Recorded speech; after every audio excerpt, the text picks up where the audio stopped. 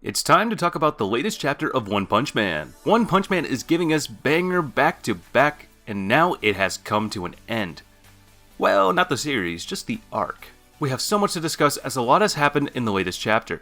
It is 75 pages long, so grab popcorn if you can, because we are going to talk about time travel, Saitama's divine form, and much more. The chapter begins with Garou trying to land a punch on Saitama through a portal. Saitama dodges the attack and quickly retaliates and punches Garou from the same portal. Garou then opens another portal behind Saitama, and he lands a hit on Saitama's head with his leg, and Saitama also punches him on his stomach. Saitama uses the debris to its advantage and flies forward to attack Garou with the force that he has created by using a rock as a jumping pad. He slams down Garou with a karate chop, leaving the surface shattered. Garou realizes that Saitama is now copying Garou's technique. Now that the tables are turned, Saitama tells him to copy his moves and surpass him, as this is what Garou wanted to do. We can see two things here. One is that Saitama is holding Gino's core, and second, Garou's face is now visible. I believe his face is visible now because of Saitama's karate chop, which has destroyed the cosmic layer around his face. Garou is confused about the force he is using. According to him, he is countering Saitama's attack with the same force, but every next attack of Saitama is more powerful than the previous attack. Now Garou is not as confident as he was before. He has started accepting that Saitama is moving ahead of him. Saitama throws some punches at Garou, and in return, Garou lands a punch on his stomach, but Saitama counters him with an uppercut. We then see the power level of both characters. Saitama's power level is now skyrocketing, and Garou is falling behind. Yusuke Murata has done an incredible job by showing us the power scale. I would love it if other creators also started showing the power levels of their characters. Moving ahead, now we know that Garou is no match for Saitama. Even he confronts that if he continuously takes hits from Saitama, he will die. We can see that the power level is growing exponentially. We can also say that he has reached a state where he is more powerful than a divine entity. Well, in the next chapter, we get to see the amazing power of Saitama. Garou attacks Saitama with a punch. Saitama stops the attack by grabbing Garou's hand. Somehow, Saitama sneezes and oh boy, this sneeze is more powerful than an atomic bomb. This simple sneeze, my friends, destroys the entire Jupiter planet. Although Jupiter is nothing but a ball of gas, that doesn't make it any easier. Just from a statistical point of view, let me tell you, Jupiter is 11 times bigger than the Earth in diameter. I bet even Goku couldn't do this. And let's not forget to appreciate the artwork of Yusuke Murata and his team. These three colored panels are just pure beauty. The panel shows the outer layer of Jupiter destroyed, just leaving the crust behind. No matter how godly one is, that view will scare the hell out of you. Now, like a scared cat, Garou tries to escape by teleporting back to Earth. That's not quite a godly move in my opinion. However, he teleports as the Earth is in his vision. If you are wondering how he can teleport, well, that is because he has copied that from Blast.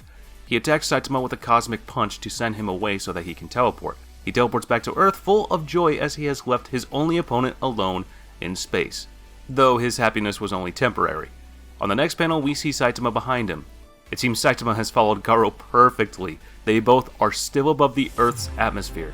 Garou says how he came back, as he had sent him in the opposite direction with his cosmic punch. Well, it turns out that in space, fart can act like a thruster. Saitama was holding his fart for a long time and, well, I don't know, let's not go into depth with this strategy. Just know that it worked perfectly. Then, after discussing how and when Saitama slams Garou downwards and hits the Earth's surface. Garou is in very poor condition and he is not strong enough to fight back now. Saitama doesn't kill Garou because of Tario, as Tario has told Saitama to stop Garou without killing him. Garou sees Tario lying dead and soon realizes that it has happened because of him.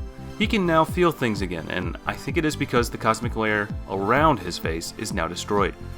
So he can now see and feel real things. More like the filter is removed and reality is different. Now in the next few panels, they exchange some words like if Saitama would have just killed him, he could have died as pure evil. Garou now realizes that he has messed up everything and confesses this to Saitama. He asks for a favor. He tells Saitama to copy his ultimate first technique, which even he hasn't mastered yet. Garou believes that Saitama is capable of surpassing his ultimate first technique. Saitama asks him what will happen if he copies his technique, and Garou replies by saying, "Try and find out." Saitama does not have much of a choice, so he agrees to copy his technique. Garou starts to demonstrate the technique, and Saitama copies it as told. But God doesn't like this. He starts to take away Garou's power, and as he does it, half of Garou's body turns into dust. They still manage to complete the technique, They both start to imagine their inner universe. Now their particles and antiparticles started to imitate each other and began to move in the opposite direction. Saitama surpasses the technique and goes beyond it, as Garou believed he would. In the next panel, Garou has started to turn into a statue of dust as God took the power back. The normal body can't withstand the damage he received during battle. On the other side, we see Saitama leaving his real body, and he has started to travel back in time through a wormhole. To make sense of all these, let's take an example of a scientific theory. The theory says that if the younger particle stays in normal space-time, while the older one disappears down a wormhole, it reappears in the past and then interacts with its junior partner. So, in this case, Saitama's one particle stays the same and the other disappears through the wormhole and reappears in the past. When he was traveling through the wormhole, he saw the ominous Garou. Garou wanted to die as a pure evil villain. So in the past, he was pure evil when he just started to play with his power. This is all to save Tario before he dies by cosmic radiation. Saitama then hits him with a normal punch through the wormhole, but the punch somehow becomes that power-up punch of Jupiter's moon and it lands in the past where everyone is still alive. And Gino hasn't attacked Garou with a headbutt. The punch was super powerful, especially for this Garou to handle, as this Garou is not as strong as the Garou who was fighting Saitama on Jupiter's moon. That Garou became strong by copying everyone's attacks, which he hasn't done yet. Even for him, that attack was super strong as we know. Garou gets thrashed down on the land and everyone is shocked to see Saitama appearing from nowhere. The punch breaks the cosmic layer from Garou's face and the cosmic energy leaks out. We see Garou in so much pain as the energy leaves his body. We then see everyone around shocked, not able to make sense of anything. Then Saitama merges with the other Saitama of the past. As we know, Saitama has time traveled back in time, so here we can see two Saitama also, according to the theory. The older particle interacts with the junior particle. In this case, the Saitama who time traveled is older, and the one who is in the costume is the junior one. They became one again by merging with one another. Now we see Saitama a bit confused. He says he remembers getting hit by Garou's whatchamacallit burst, or whatever, and he doesn't know what has happened, at least for now. He sees, shockingly, that Gino's core is in his hands and also that his costume is torn in the private area. Genos comes near him. Saitama can't believe Genos is alive. I think he doesn't remember what happened to Genos and Garou was real or a dream, which we will find out in the next chapter. This was a total roller coaster. It is like a lot has happened and yet still nothing has happened. I believe God is seeing this and now he knows Saitama is a total badass and he will not let him walk around as he sees Saitama as a threat. We also see Genos giving a headbutt to Saitama out of pure joy. I'm glad that he is back too. There are still so many questions to answer, like what happened to that divine Saitama? Or if this Saitama remembers anything. Well, I guess all we'll have to do is just wait for now.